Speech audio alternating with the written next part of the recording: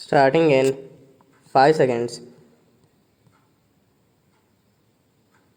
Some people talk rather loosely and, if I may say so, rather foolishly, of India becoming the leader of this or the leader of that or the leader of Asia. Now, I do not like that at all. It is a bad approach, this business of leadership, but it is true that because of the various factors I have mentioned, a certain special responsibility is cast on India. India realizes it, and other countries realize it also. The responsibility is not necessarily for leadership but for taking the initiative sometimes and helping others to cooperate. Now, foreign policy is normally something which develops gradually apart from certain theoretical proposition we may lay down. It is a thing which, if it is a real, has some relation actuality and not merely to pure theory. Therefore, we cannot precisely lay down our journal outlook or journal approach, but gradually it develops. We are, as an independent country, a fairly young country at present, although we are a very ancient country and we have all the advantages and disadvantages of being an ancient country. Nevertheless, in the present context of foreign policy, we are a young country and therefore our foreign policy is gradually developing, and there is no particular reason why we should rush in all over the place and show something that comes in the way of this gradual development.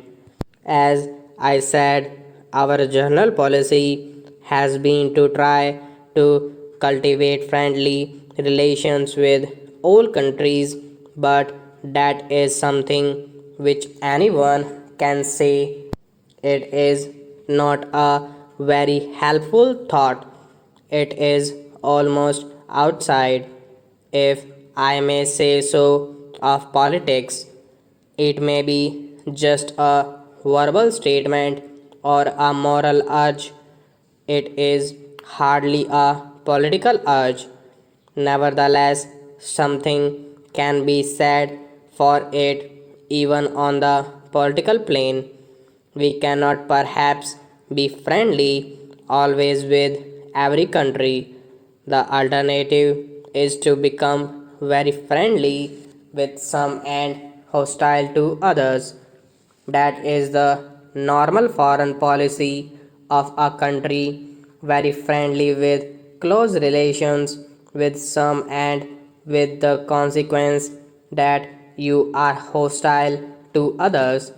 You may be very friendly to some countries and you cannot just be equally friendly with all countries. Naturally, you are more friendly with those with whom you have closer relations, but that great friendliness is good if it merely reflects hostility to some other country, then it is something different.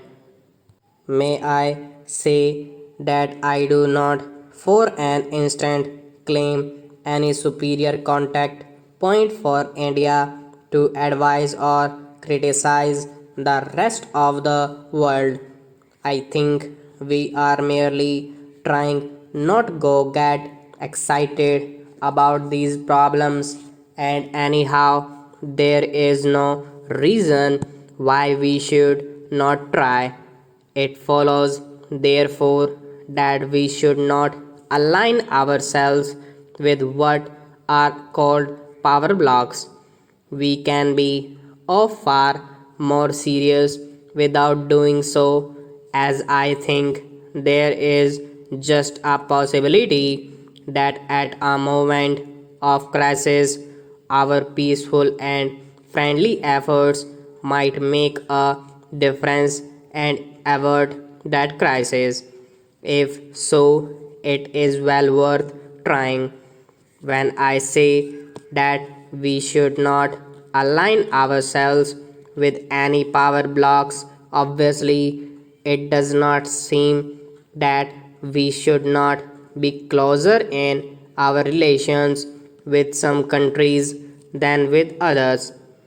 That depends on entirely different factors, chiefly economic, political, agricultural, and many other factors. At the present moment, you will see that as a matter of fact, we have far closer relations with some countries of the Western world than with others. It is partly due to history and partly due to other factors, present day factors of various kinds. These close relations will no doubt develop and we will encourage them to develop, but we do not wish to place ourselves in a position where, politically speaking, we are just lined up with a particular group or bound up to it in regard to our future foreign activities. India is too big a country herself to be bound down to any country, however big it may be. India is going to be and is bound to be a country that counts in world affairs and not, I hope, in that military sense, but in many other senses which are more important and effective in the end. Any attempt on our part, that is the government of the day here, to go too far in one direction would create difficulties in our own countries. I would be resented and we would produce conflicts in our own countries which would not be helpful to us or to any other country while remaining quite apart from power blocks. We are in a far better position to cast our weight at the right moment in favor of peace, and meanwhile our relation can become as close as possible in the economic or other domain with such countries with whom we can easily develop them. So it is not a question of our remaining isolated or cut off from the rest of the world, but we do not wish to be isolated. Stop.